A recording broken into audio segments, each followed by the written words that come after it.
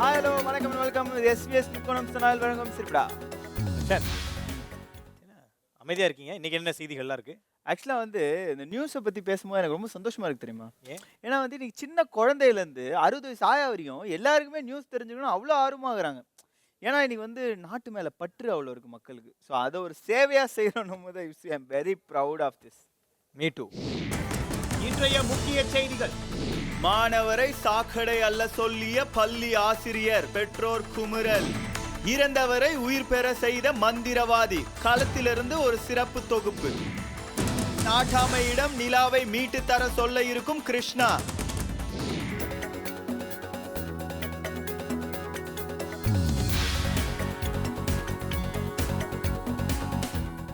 தனியார் இடங்களுக்கு சொந்தமான சீமை கருவேலை மரங்களை அகற்றாவிட்டால் அபராதம்.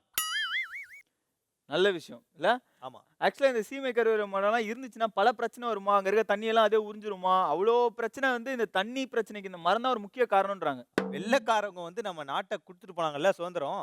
அப்ப வந்து நம்ம நாட்டினுடைய செழுமை அதை குறைக்கிறதுக்காண்டி அவங்க தூங்கின விதை தான் இந்த சீமை கருவேலை மரங்கள். சரி ஓகே, அவங்கள போனா போறாங்க. ஆனா நம்ம ஆட்கள் இப்பெல்லாம் துணிஞ்சு வேலையில இறங்கி ஆரம்பிச்சிட்டாங்களா? அம்மாங்களே வெட்ட ஆரம்பிச்சிட்டாங்க. நானும் அங்க இந்த திருப்பாச்சேரி பக்கம்னா ஃபுல்லா வெட்டி தள்ளிட்டாங்க சீமை கருவேலை. அதாவது பப்ளிக்கும் வெட்ட ஆரம்பிச்சிட்டாங்க, கவர்மெண்ட்டும் இதுல வந்து ஃபுல் ஃப்ளட்ஜ்ல இறங்கி அந்த மரத்தெல்லாம் வெட்டி எடுத்துட்டாங்க. ஆனா அதையும் மீறி யாராச்சும் நீங்க உங்க இடத்துல இருக்குது அந்த மரம் பிரைவேட் ஏரியா, ஆனா அதை நீங்க காலி பண்ணாம வச்சிருக்கீங்க. ரக்ஷன் வந்து வெட்டுவார்.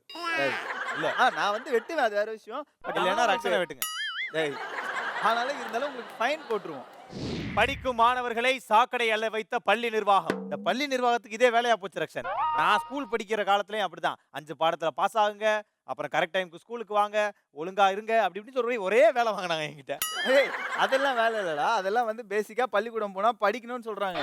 அதுவும் பரவாயில்ல, வீட்டுல கூட வேலை வாங்குறாங்களே ஹோம் ஒர்க்லாம்.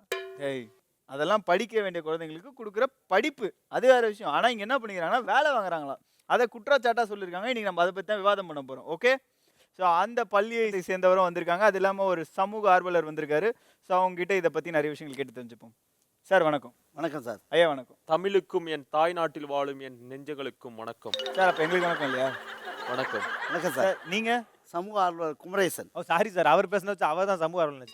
ஓகே சார் சொல்லுங்க. ஆக்சுவலா வந்து இன்னைக்கு வந்து பள்ளிக்கூடத்துல படிக்கிற மாணவர்களுக்கு வந்து வேலை கொடுக்குறாங்க அப்படின்றாங்க, அதை நீங்க எப்படி பாக்குறீங்க? தம்பி, எழுத்தறிவித்தவன் இறைவன் சொல்லுவாங்க. சார் யாரு சார்? எழுத்து அறிவித்தவன் இறைவன். அது தெரிஞ்சு கொஞ்சம் அறிவு வேணும், விட்டுருங்க. அப்புறம் நீங்க எப்படி சொல்றீங்க? அதனாலதான் சொல்றேன். இல்ல நீங்க வரும்போதே இந்த புத்தகத்தெல்லாம் படிச்சுட்டு வருவீங்களான்னு கேக்குறேன். தம்பி, எழுதி எழுதி இருப்பாங்கல்ல, அதை படிச்சுட்டு வராரு. அதெல்லாம் சாதாரண விஷயங்க. கேராட்டை எடுத்து ஒரு ரவுண்ட் அடிச்சுட்டு அப்படியே படிச்சுட்டு 10 வரையும் வந்து இங்க சொல்றது. இப்ப நீங்க புதுசா ஒண்ணு சொல்லுங்களேன் பாப்போம், ஆசிரியர் பத்தி. நான் சொல்றேன் பாரு, காக்கைக்கு தன் குஞ்சும் பொன் குஞ்சு. பொன் குஞ்சா இருக்க கூடாது தம்பி, அது காக்கா கொஞ்சம் பாரு இருந்தா கரெக்ட், பொன் குஞ்சா இருந்தா டவுட். காக்கா ஃபேமிலிக்குள்ள இவ்வளவு பெரிய குழப்பமா? ஆமா, குழப்பம் வந்துடும். இல்லைங்க, அதுக்கப்புறம் காக்கா பிரச்சனை முக்கியம் இல்ல சார், நீங்க சொல்லுங்க சார். சார் இப்ப எழுத்தறிவித்தவன் இறைவன். கண்டிப்பா சொல்ல போனா வந்து ஆசிரியருங்கிற விட ஆசுனா குற்றம். எங்க டீச்சர் சொல்லுங்க, ஆர்ட்ஸ்னா குதிரை. ஆர்ஸ்லாவே அது ஆங்கிலம். ஆசுனா குற்றம், ஆசுனா வேற ஏதோ, இரியர்னா நீக்கிறது. ஓகே, குற்றத்தை நீக்கிறவர் அர்த்தம். ஆனா அவரே குற்றம் செய்ய வச்சார் அப்படிங்கிறது கொடுமையான விஷயம். நான் அவரு ஸ்கூல்ல செய்ய வச்சிருந்தா கூட பரவாயில்ல, அவங்க வீட்டு சாக்கடை சுத்தம் பண்ண சொல்லிருக்காரு. அதாவது ஒரு ஸ்கூல் மேனேஜ்மெண்ட்ல இருக்கவங்க இந்த மாதிரி ஒரு தப்பு செஞ்சிருக்கவே கூடாது. ஸ்கூல் மேனேஜ்மெண்ட் கல்வி அப்படின்றது கத்து கொடுக்கறது வந்து அவ்வளவு சாதாரணமான விஷயம் கிடையாது. சோ நீங்க சொல்லுங்க சார், எதுக்கு வந்து நீங்க ஒரு குழந்தைய போய் சாக்கடையில வச்சுக்கிறீங்க? இப்ப நீ கூப்பிட்டா வந்து அள்ளுவியா என் வீட்டுல? அள்ளுவியாடா? யோ, நான் எதுக்கு அவன் வீட்டுல வந்தாலும்? இல்ல, நீங்க கேக்குற கேள்வி இன்னொரு தடவை கேளுங்க. உங்க வீட்டுல எதுக்கு அந்த குழந்தைய சாக்கடையில வச்சீங்க? பதில் வந்து யோசிக்கிற வரைக்கும் இப்படி கேப்பீங்க. ஏடா வெக்கமெல்லாம் சிரிக்கிற? அவன் வந்து கொஞ்சம் கூட பாரம் இல்லாம, வெக்கம் இல்லாம, சூடு இல்லாம, சொர்ணம் இல்லாம சிரிக்கிற. ஏன் யாரு தப்பு இல்லையோ நீ பாட்டில வந்து சாக்கடையில வச்சிருக்க?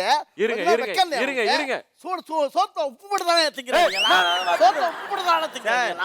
அவர் தட்டுல முதல்ல சோறு போட்டு தின்றாரா கேட்போம். சார் சாக்கடை, நான் சாக்கடை எல்ல வச்சேங்கிறத ஒரு குற்றமா நீங்க சொல்றீங்க. நான் ஏன் எல்ல வச்சேன்?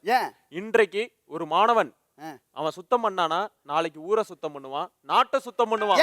உன் பிள்ளை அல்ல வைக்க வேண்டியதுதானே?